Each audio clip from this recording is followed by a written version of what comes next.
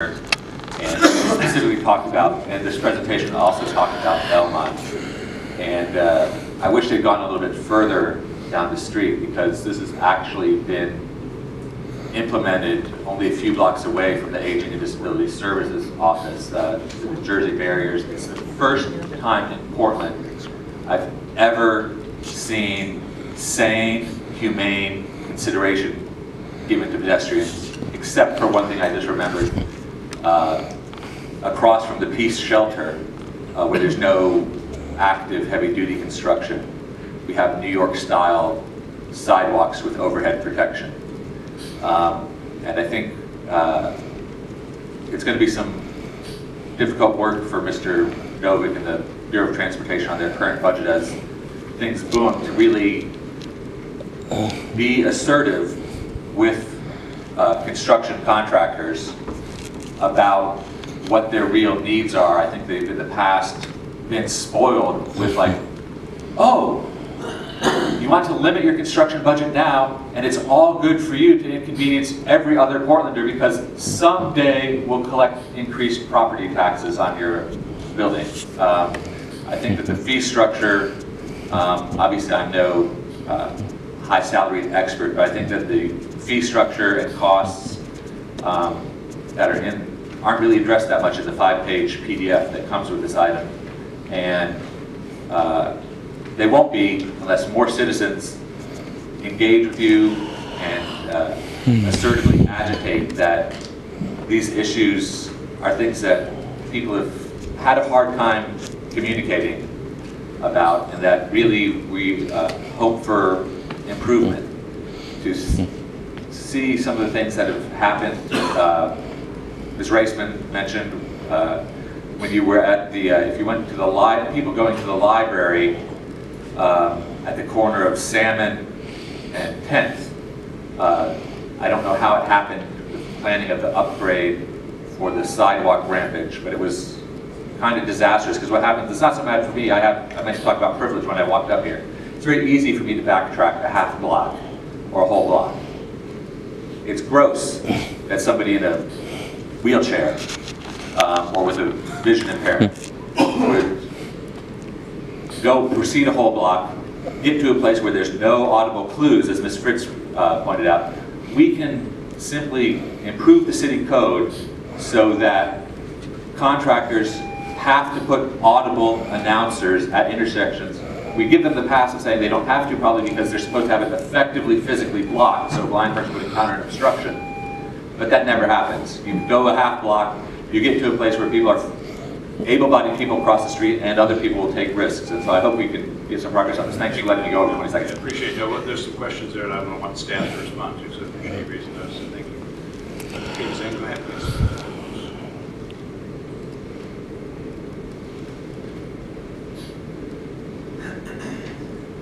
Hello, Steve Novick, Commissioner, Amanda Fritz, Commissioner, Charlie Hales, Mayor, Dan Saltzman, Commissioner, and Nick Fish, Commissioner, President of the Council.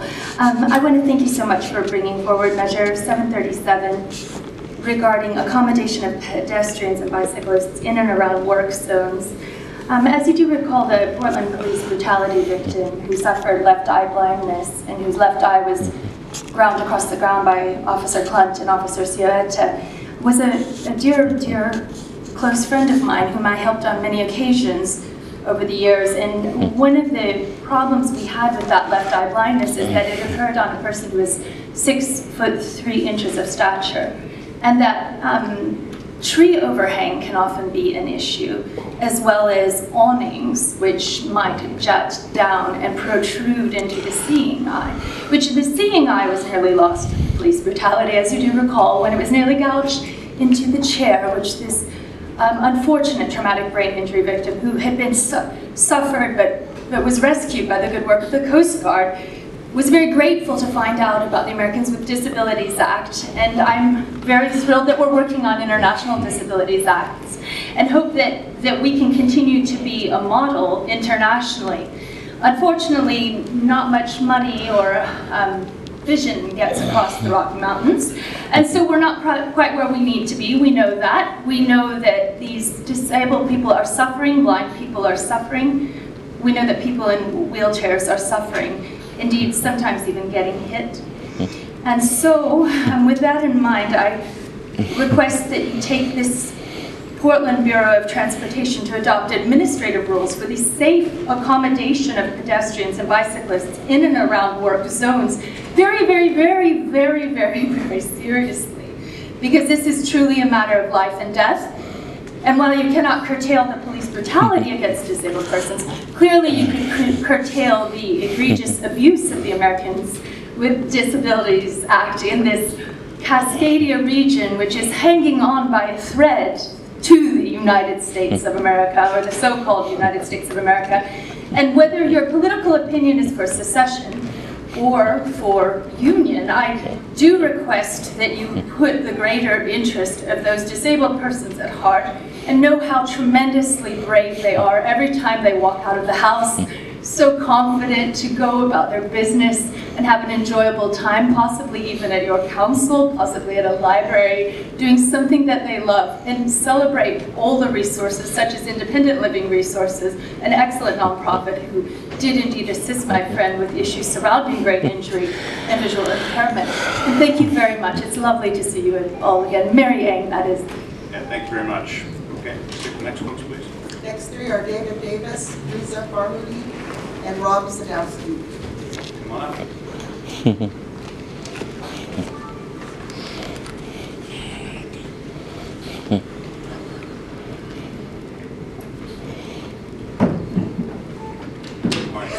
So my name is David Keith Davis with Multnomah County Cop Watch. I wanted to say that, you know, you guys emphasize safety on the roadways and bike stuff, but it doesn't seem like you really care too much about child sex trafficking. We need to stay on this subject, Mr. Davis. I'm bringing it back. I'm allowed to talk about various things. Oh, you're allowed to yes, talk about this I am. thing? Yeah. Yes, Sorry. I'm allowed to bring up topics and then talk about PBOT and all this other stuff. Yes. And you can't cut me off.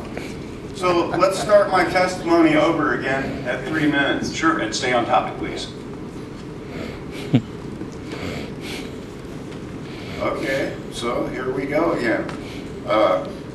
So you guys emphasize all this stuff about bike safety and traffic safety, but do you really care about safety about child sex trafficking? Davis, I'm going to rule you out of order. Do you care about Recessed. Joe Walsh? Recessed. Mr. Do you Davis. care about Joe Walsh Mr. being Davis. beat up by a Beaver security guard Davis, the other day? You're asking to leave the chamber, please. What are you talking about? I told you you have to stay on topic. You have to leave the chamber now. So you're actually like close. Go to your room. Go hide. Because I talked about Citizens are trying to do democracy. Go You hide. like to cover up all the real dirty secrets in Portland, Oregon. Folks, unfortunately, we have Go to your rooms. Go hide. Don't let these citizens get out. Excuse me. Excuse me. Asshole, so get the fuck out of my way. And I'm allowed to get my shit without you fucking blocking me, you fucking piece of human fucking garbage. You better fucking stop pushing me, asshole, or I'll wait till you get off work, okay? And then we can have a pushy shovey match, okay? Time to go, Mr. We can have a pushy shovey match, okay? Time to go. We'll see if you like to push people when you don't have a fucking badge of authority or any other fucking agency behind you, when you're just a little pig man on the streets, asshole. You gonna react the same way? No, you won't, you little piece of shit. And don't get too in my face, asshole, because it will always go wrong for you, okay? I'm crazy. Okay? It'll always go wrong for you. You guys gotta go. Alright? Yeah. I wasn't Get my bag, excluded. but this fucking asshole, this asshole was blocking Come me. back in. I don't think he's got the right to do that. And if you guys want to arrest me, arrest me. And when I get to the Justice Center, they'll say, "Hi, Joe." Oh shit, if Joe's staying, I might have to stay too. That's the deal. Please, nobody throw that cake. That's the party afterwards. You're having a birthday party afterwards, and it's America. America the birthday. I can't. My sugar level is too high. I can't eat it. Yeah.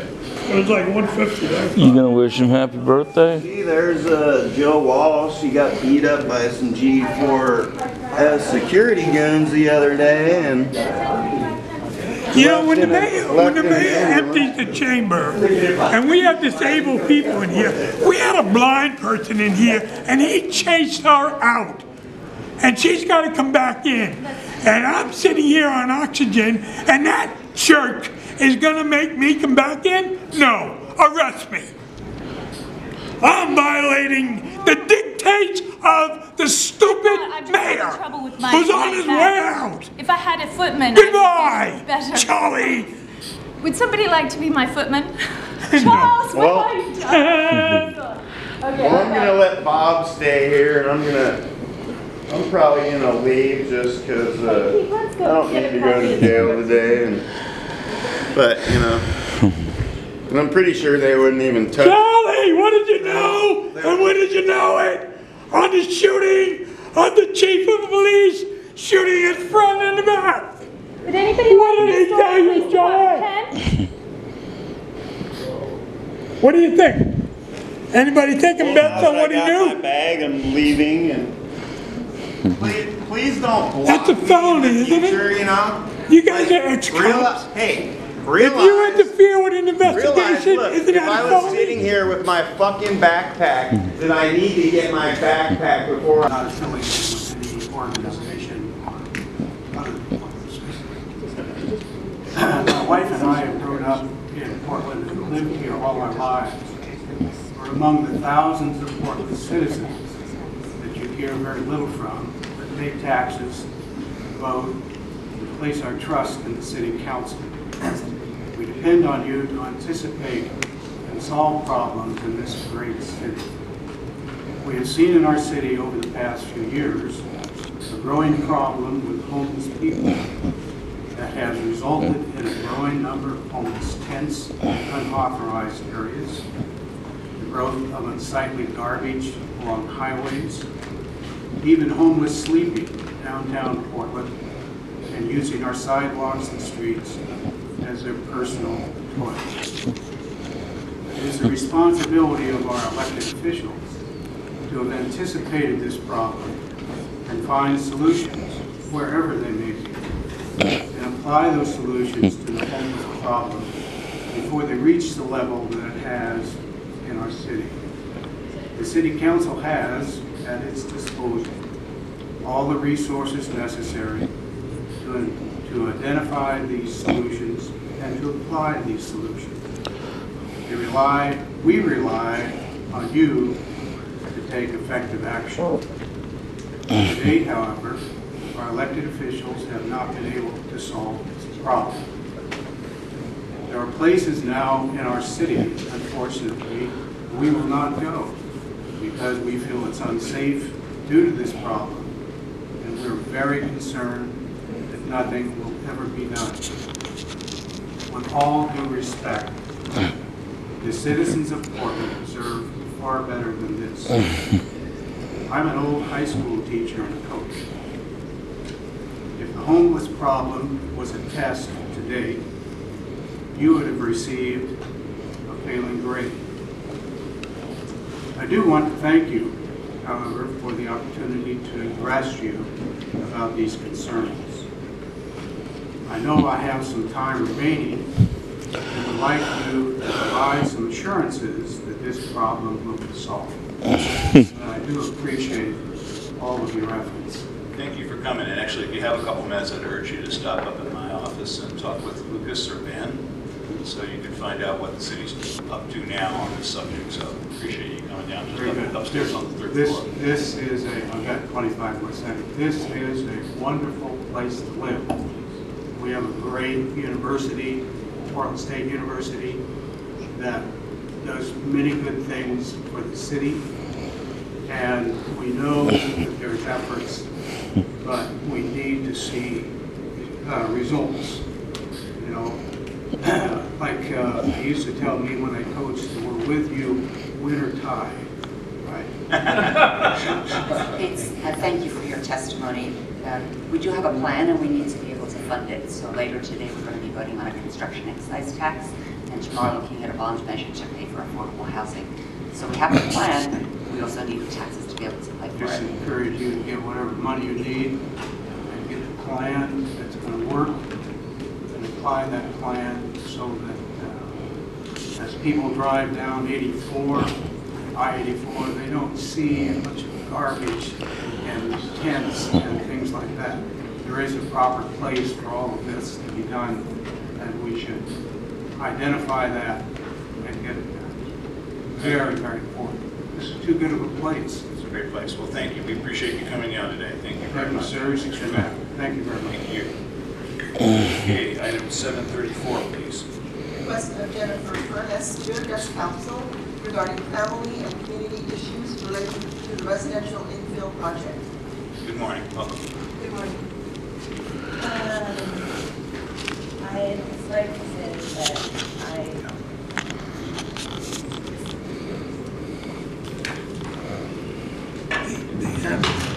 This lady's blind. Hey, Mayor. Good morning. Good morning.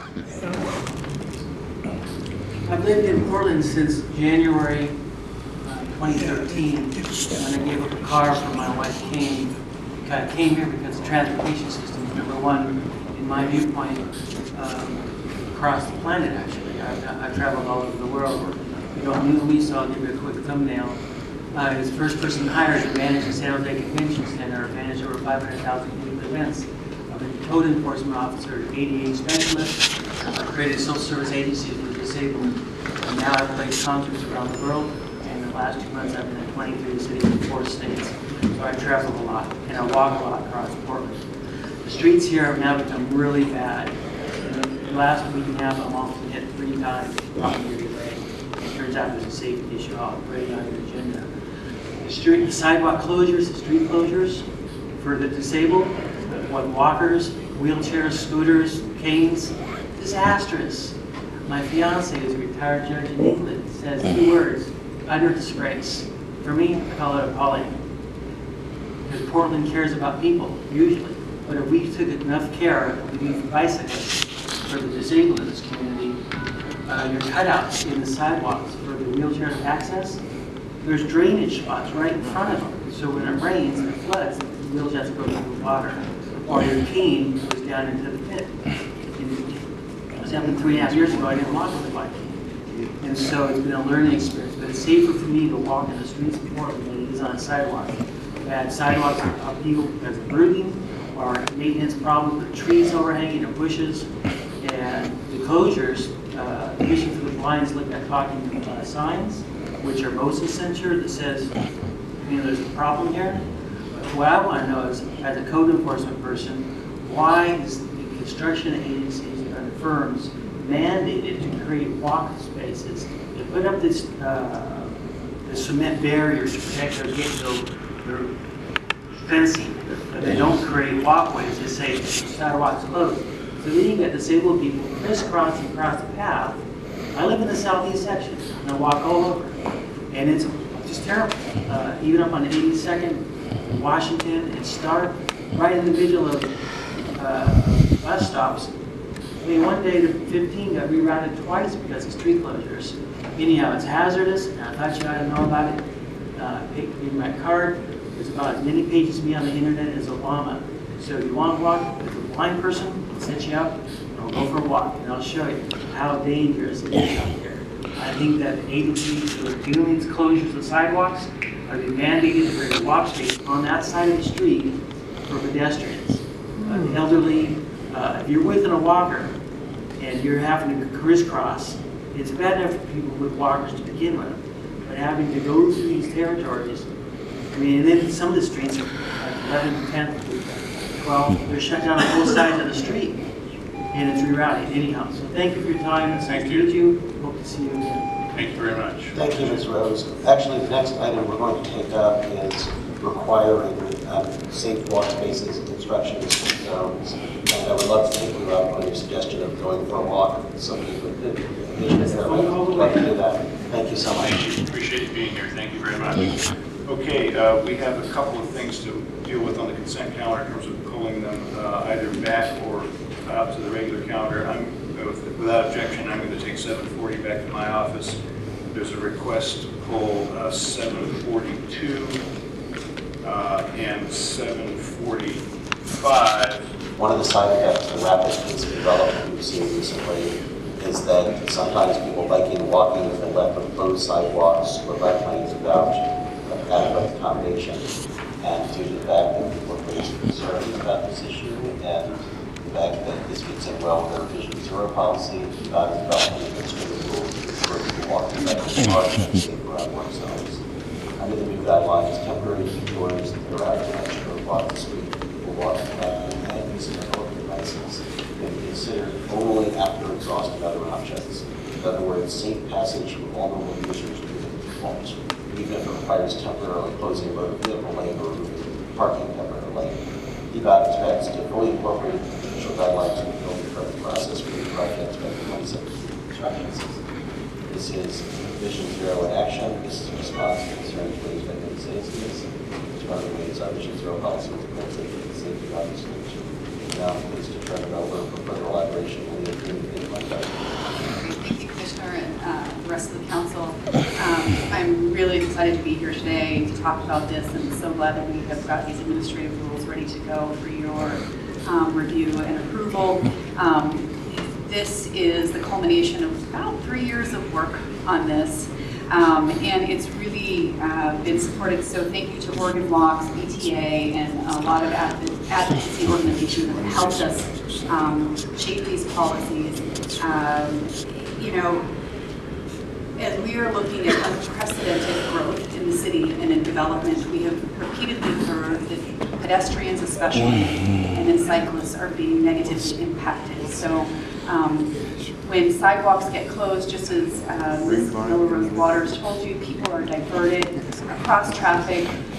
There's not safe passage for them, and this is really a reflection of understanding that we have all different types of users accessing our transportation network. It's not just vehicles. We have pedestrians, we have cyclists, we have lots of people trying to get around in different ways. So we are trying to have safe passage for everyone in the city. And this is also not only a Vision Zero policy, but it's also supported by our comp plan and our hierarchy of how we are looking at traveling public, that we want to prioritize the safety of pedestrians and cyclists along with automotive traffic. So I'm going to turn it over to Faith to walk through a PowerPoint that's got more details and answer any questions you have. Thank you. Thanks. Faith Weingarten, I'm a temporary street use permitting manager. And so the resolution that we're putting before you today states that when work is being performed in the right-of-way which impacts the sidewalk or bike route, providing an adjacent walkway or a bike path is the default position.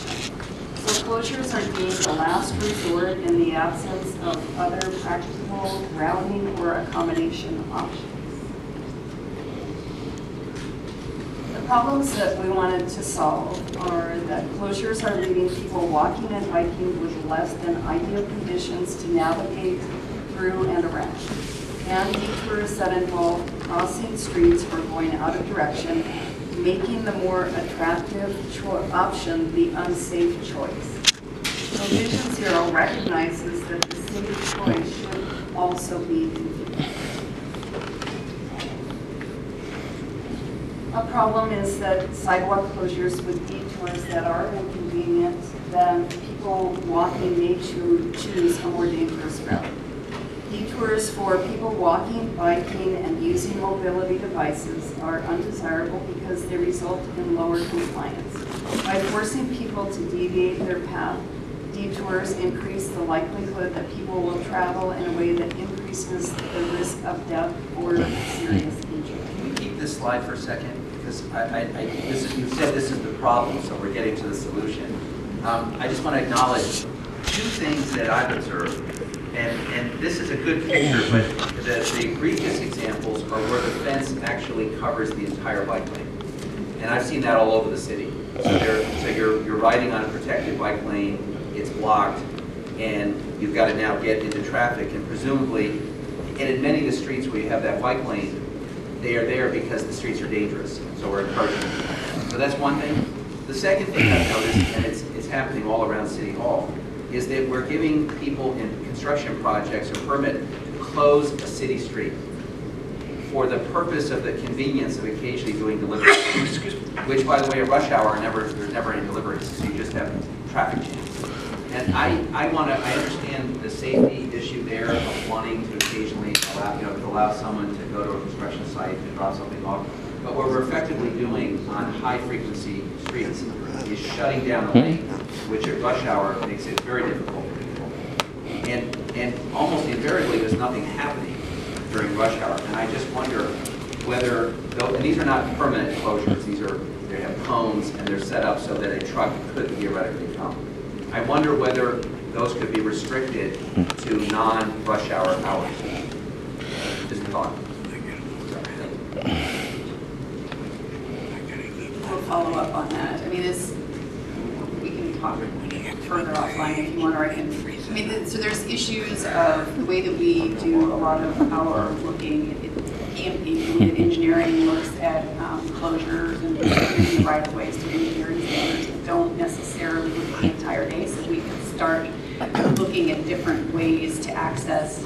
It would be a change in our practices and the way that we do engineering. Also, it was a conversation with the developers, so I've had a couple of conversations with people on the downtown projects about taking a travel lane, and for them, in order to get safe passage without closing the entire travel lane, require them to hire traffic flaggers to come in and do flagging during the time that they would have deliveries done, and so that's an increased cost to them, so that's where we get pushback.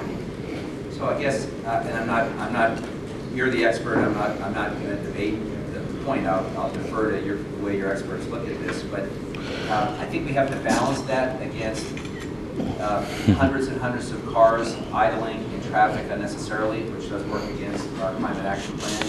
The safety issues, and just 3 blocks from here, there's a hotel going up, and there's a very difficult intersection with lanes blocked on both sides of the intersection.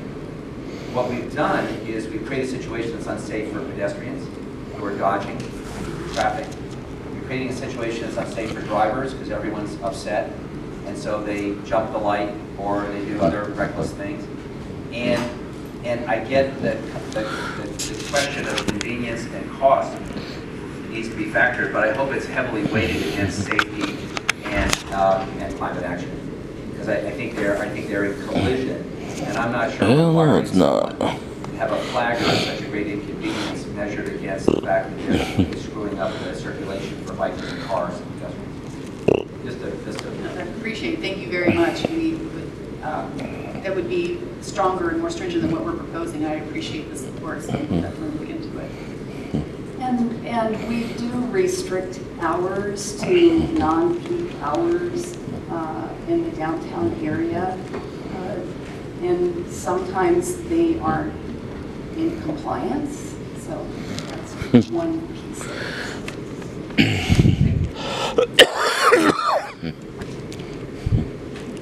So this is, as you were talking about, Commissioner Fish, you were talking about bicycle lanes, and so the next slide is just kind of demonstrating what you're saying, that the problem is that disruptions put bikes into traffic lanes without enough advance warning, or that the bike lane is compromised.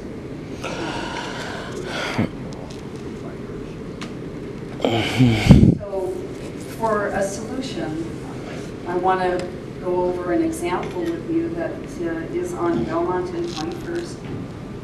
So the solution in this example implemented a plan which removed about 300 feet of on-street parking to maintain a travel lane and converted a travel lane to a bike and ped route, leaving the contractor the remaining right-of-way to facilitate their construction.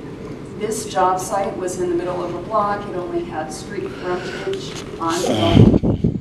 And so, construction sites do have to have access.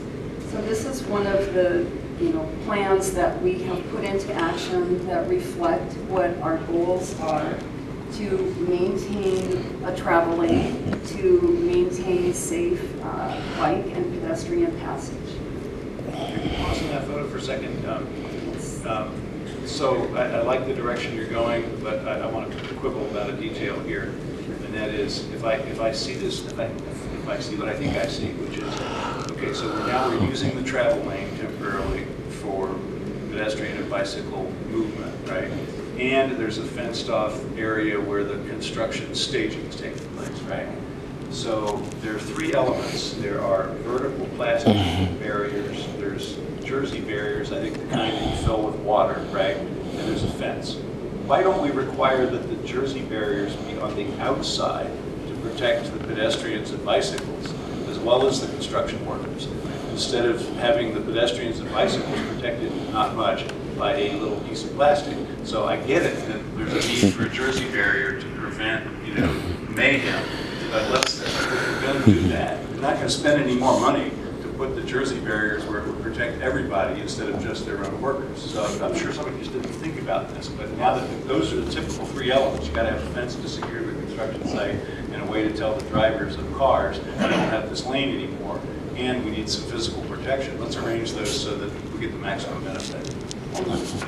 Maybe even concrete barriers like you have on Jefferson between 2nd and 3rd. That does create a much safer walking environment than plastic or even the fillable water ones. So how do you choose whether you require concrete? Well, our traffic engineer will make that determination, but one of the things that's a little tricky about concrete barriers is that they create their own danger if a car was to hit them, where the water-filled barriers are a safer option in some cases. Safer for who? The driver or the pedestrian? For both. So how would you explain that? How would the water-filled barriers be safer for the pedestrian? For the driver. I don't know exactly how to respond to that. I mean, they're a heavy obstacle, but a car could hit a concrete barrier and straight into that. I don't know how to respond to that, but we will certainly keep that in consideration. And our goal is certainly to make sure that pedestrians and vehicles. There's one other thing, not to unduly complicate this, is that I'm guessing the fire bureau is going to have a voice in this conversation too. Because if you, every time you create a barrier, you also have to balance that against, are you making it harder for an emergency vehicle to get to, and the picture there, with the fence and the multiple barriers, you're getting to a point where if something's immovable, it may be impossible to get an emergency vehicle or something. You have to balance a number of things. I particularly like the mayor's idea, though, of the sturdier barrier. There's the movables, but they're sturdier, protecting right in the water people rather than the construction site. Yeah, they're not going to spend any more money to put them in slightly different places. So. Hi, I'm Christine Leon with Design. So just one of the things about the concrete versus the water-filled barriers is the issue of the end treatment. So the conflict or the danger with the concrete barriers is if a head-on collision happens with a vehicle, then that driver is dead, that car is crashed. The water-filled are something that the crash impact attenuators will be more forgiving so that that driver and that car is not totaled. So that's the difference. They both rely on friction of the surface and they're interlocked. But with the concrete barriers, you need to do this extra length of a protection area, or put some more barrels in front of it. It just takes up more space. So. But I think the idea of putting the barriers between the moving vehicles and the pedestrians certainly is a wise thing. I should be able to just dive into the details. Just do math. Thank you. I think it might be, I think Commissioner Woods has raised on the point, are we protecting the driver at the expense of the pedestrians? I'm curious if are there instances where drivers drive through the Jersey barriers and hit a pedestrian, or do we generally see right that the Jersey barriers are protected from pedestrians? There's a whole science to the temporary traffic control. So, you know, the other thing is we have slower speeds that can also help make construction zone safer, more enforcement, make sure things are visible. I'm sure we have some accident information in our active transportation and on what the rate of accidents, crashes are through construction zones versus non-construction zones. I would also like to see the data on the protection of the pedestrian and cyclists in New Jersey barriers versus the Okay. Go on, please. Contractors have been responding by taking the responsibility and putting in place the requirements that we have already been working with them on. So we started working with them about a year and a half ago before this resolution has come into place, and they have done a really good job of responding and changing the way that they're looking at their work sites, making their plans up front different in the way that they approach a work site. And that sometimes this is going to cost them more, and it's going to maybe take them longer to be able to complete their job. But we found a lot of contractors really willing to try to make sure that they're providing a safe accommodation for bikes and pedestrians. This particular location is just demonstrating a worker at a job site, making sure that the bike lane is clear.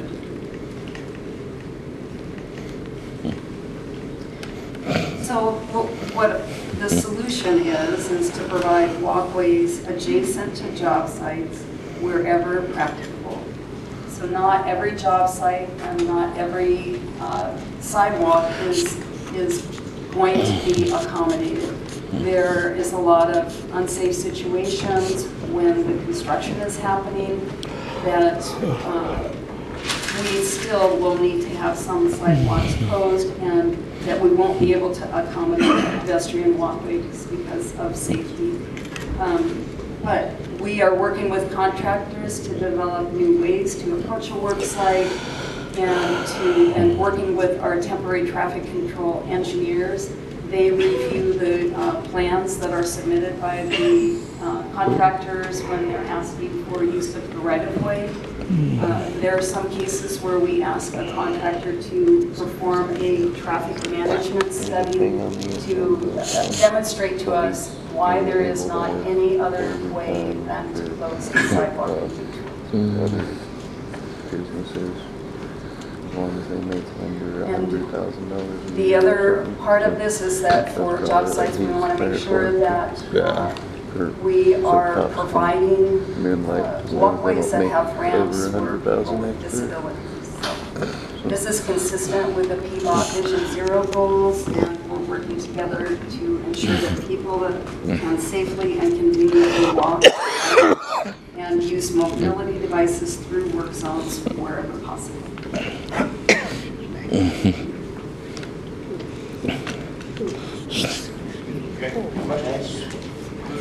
Authority was mentioned about motion sensitive with audible signs as part of this. So we have talked about that, and it's something that we're investigating. The requirement is that whatever the walkway was before, whatever the condition or the the level of... Ms. Charles Johnson, and it's quite fortuitous that we opened up with public comment. I just thought this was a good idea when we... Even the record, I'm sorry. Just give us your name first. Oh, my name is Gwen Luda, and I live at 3550 Southwest Vaughn Avenue, where the tram is. That's the general area. And we were a beehive of activity in our building yesterday. I live in Mirabella, and there had been a stop sign put out front so that we could cross safely. It was... Hey, the guy got excluded from City Hall. His backpack's over there. He might need to grab it before he leaves. I'm not just letting you have my fucking wallet and all my fucking possessions if you think you rule the world or whatever your little deal is. Robert, what's your birthday? July 1st. Like, Okay, well, Mike Cohen and this guy, they have a little bit of So common today's the sense. first day You, of the on the other cancers. hand, All right. you have no common sense. Like, you're like the worst of the G4S crew. I can't. No, Like- the ones who killed Jimmy Mabenga are. But, hey. Would you get out of here with those donuts? He's not the. He's obviously So- not the worst. I want 2 of those. Crew, but So how'd you hurt your hand? Portland. So, I was at a press conference on Monday, Uh-huh. and I played a pre-recorded statement. Right. Let me show you.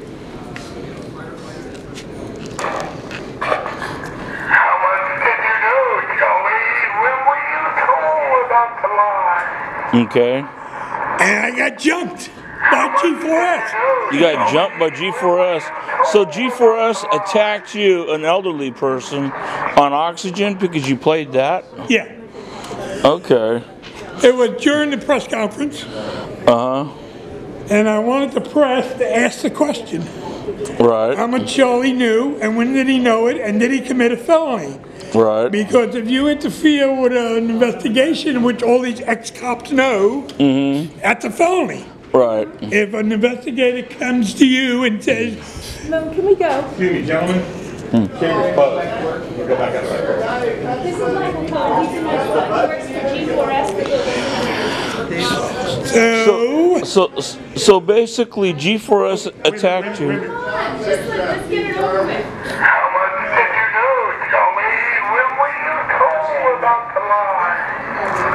Did you commit a felony, Charlie? So G4S basically attacked you, the same That's people. really obnoxious. So Joe, the G4S attacked you and injured you. The same group of Yeah, they took me out in an ambulance. the same company that protects City Hall. Yeah, G4S is not a good company. The Okay. guys that work here are pretty good guys, most of them. Right. G4S sucks. And everybody knows that I believe that. Huh? I'll Would talk you all get day. out of here with that sugar? Oh, God. I know you got diabetes. Come on, I'm luring you out with the American flag. Think about it.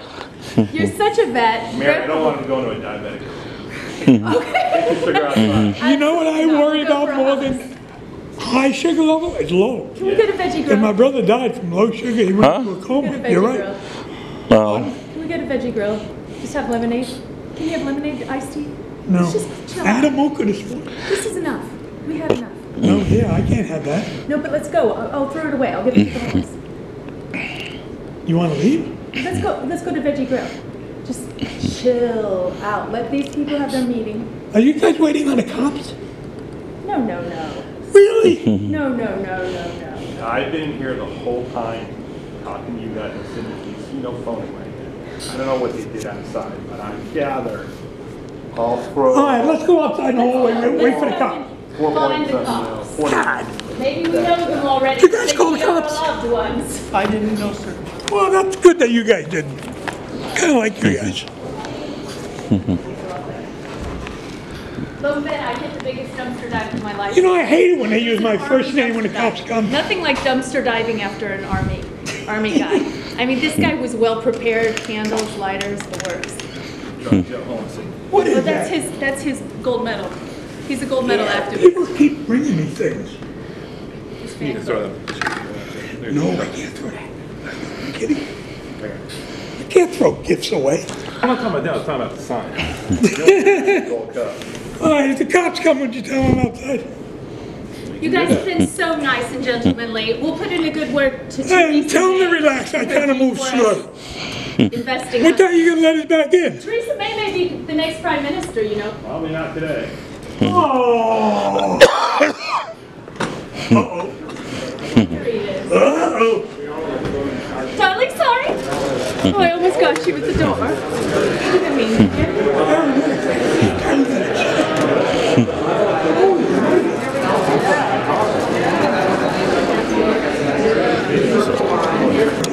He's the authority, he's in charge of the city. And he knows that I invoked ADA. And he moved me out of my seat. And he's banning me? Is that what you're telling me? Yes. Okay, you're under instructions from the mayor to throw me out of this where? No. Throw me out of the chambers? Yes. Okay, so I can have a mocha. No, I can't have a sugar level too high. I understand But that. I want a mocha. And there we have. Well, where's the little lady with the cupcakes? Shit, we can share that. I wanted one of those cupcakes so bad. There's some right on There they are. There they are. I love you, cupcakes. At least Lightning's got some. Yeah. I know. Okay, did you get all that? So my band, I got it. Yes. I'm banned. Hey Keith, they said I'm banned too. You guys look very efficient. Okay. I get to go back to federal court. No shit. Mary left and ran off, so I might as well have. One out of five. Well, we might as well bring him out to the homeless people. Yeah. Hey Mike. Someone take the cake. So, am I banned today from the city council meeting? But I'm not banned from City Hall. Just don't make a nuisance and you'll not be banned from the building either. Okay. Try like you usually do. All right.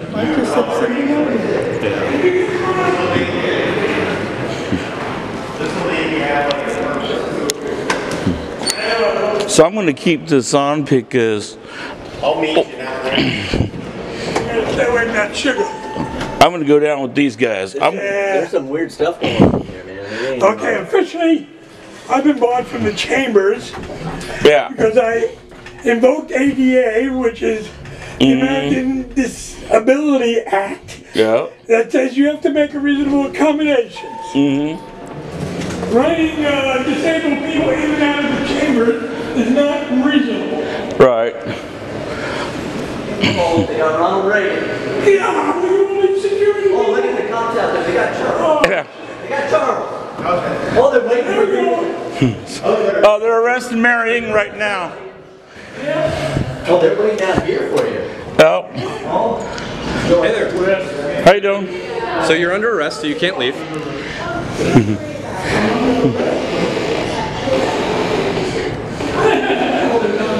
Hey Joe, you're under arrest. You're under arrest, so you can't leave, okay? I just got done talking to Mike upstairs, and he said there's not a problem as long as... Hey David, you're under arrest and you can't leave. You understand that? Got it? Okay, so I appreciate you. Look at all these cops pressing into me. Look at this. We're going to go through this nice and methodically at some point. Okay, who's in charge? So, I am. We're going Okay, to get can I use the restroom? Not right now, you're under arrest. Look, I've come to these. Everybody, This guy's using pain compliance on me. Hey, you are under arrest, so stop he's using pain compliance on me. I'm not resisting anything. Look, he's bending my wrist. You have to Okay. put your hands in handcuffs. Do you have a body camera on? Can you turn your body camera on? There is no body camera yet. I'm standing here watching, and you and I know each other. So Stop it's nothing fucking me. bending my wrist back. Yes, you are. Put your camera in front of your pack, just so you know where it's at. Can you send an officer with me? Fucking with my wrist. Just put on the No, you handcuffs. can't leave right now. You're under I've arrest. come to these. I'm not gonna wait. I can show you. Do you need an ambulance, Joe? Yes, give you an Jail and put your little How's that? flag thing, you know. Is that You okay? can have fun. We're up to Joe Walsh. Just check what's in the ambulance. Can you sign this one, please? I have to use the restroom now. As long as I'm out with an handcuff for 20 or 30 minutes, I won't have any No. Okay. Joe will lock himself. Okay. permanent Code 1 seems fine to me. Do you have a second? Did you call him? We'll do that. So are you citing us or are you taking us to jail? You're going to jail. Hey, do you have anything sharp on you? I have a Main Street there. Okay, anything on you, Bob, any weapons, any needles, anything like that? Nothing else. Fourth Avenue, so he's saying he has to go to the bathroom. Okay, officer in charge, this is the medical card. I'm showing you this now. Right, yeah. You can refuse it, but I'm showing it to you now. I got to go to the restroom. And his restroom, I'll put it in the front. Yes, just send an officer with me. I won't be your mom. I promise. You've been trespassed from the building, so you can't go back in there, can you? So we can't let you go in there to use the restroom.